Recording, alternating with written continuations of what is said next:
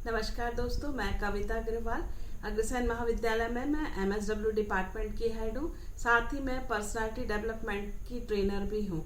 दोस्तों, आज मैं बात कर रही हूँ आत्मनिर्भर भारत की।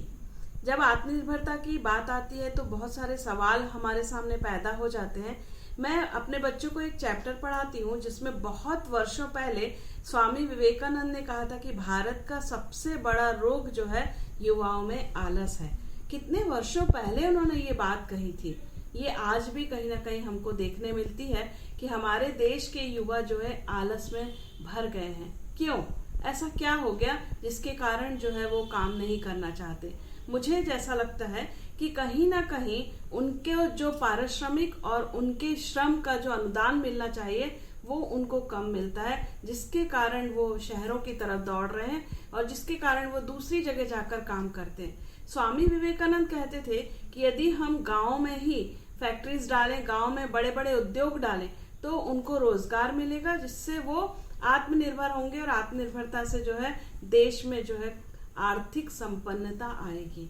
आत्मनिर्भरता मतलब यही होता है कि हम हर एक व्यक्ति को आत्मनिर्भर बनाएं, आर्थिक रूप से संपन्न बनाएं। अब आर्थिक संपन्नता के लिए एक एक स्टेप चढ़ना पड़ता है जब व्यक्ति जो है अपनी व्यक्तिगत आय बढ़ा पाता है। आज वैश्वीकरण का जमाना है।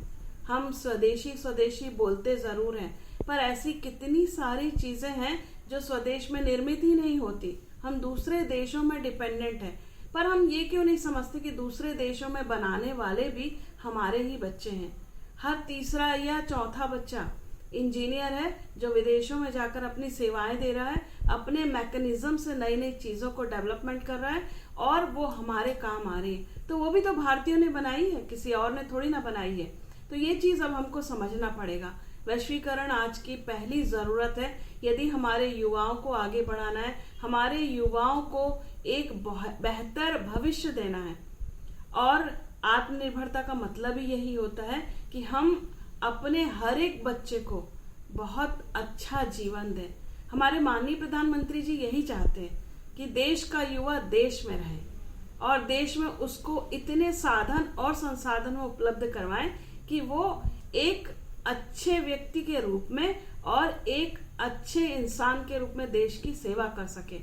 और स्वदेशी जो चीजें हम बोलते हैं बहुत जरूरी है, स्वदेशी चीजें, पर युवाओं को हमको इसके लिए भी जागरूक करना है कि सिर्फ स्वदेशी स्वदेशी चिल्लाने से नहीं होगा, बल्कि हमको हर एक चीज में ऐसी टेक्नोलॉजी डेवलपमेंट करनी पड़ेगी जिससे कि हम अपने देश के साथ विदेशों के साथ मिलकर जो देश में एक अच्छी चीजों का, एक अच्छे व्यवसाय का माहौल बना सकें।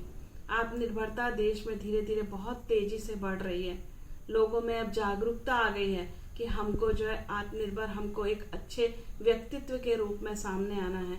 तो इसके लिए अब देश आगे बढ़ रहा है। अब देश सोच रहा है कि देश के युवाओं को, क्योंकि इस पीढ़ी से, इस युवाओं से ही उम्मीद की जा सकती है कि वो देश के लिए बहुत कुछ कर सकते हैं। तो दोस्तों, जो हमारे देश के प्रधानमंत्री ने एक नारा दिया है आत्मनिर्भरता का, उस नारे पर हमको काम करना है। और कुछ छोटे छोटे उदाहरण मेरे सामने आते हैं कि जैसे छत्तीसगढ़ में हमारे देश के प्रधानमंत्री ने जब ये किया तो मैं सोचने लगी कि ऐसी क्या चीजें। तो छत्तीसगढ़ में इतनी गर्मी पड़ती है वहां पर कुछ क्षेत्रों में जहाँ बहुत ठंडी पड़ती है वहां पे आजकल अंगूरों की पैदावार हो रही है।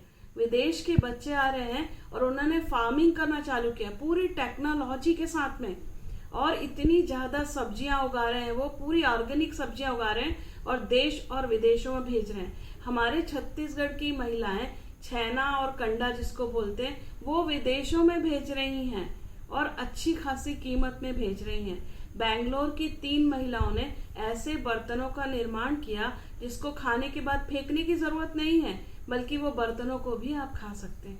आप सोचिए कि हमारे पास तो सब कुछ है, बस जरूरत है सही जगह सही इस्तेमाल की, जिससे कि हम और ज्यादा कॉन्फिडेंट हो सकें और अपनी चीजों के प्रति हमारा एक झुकाव हो।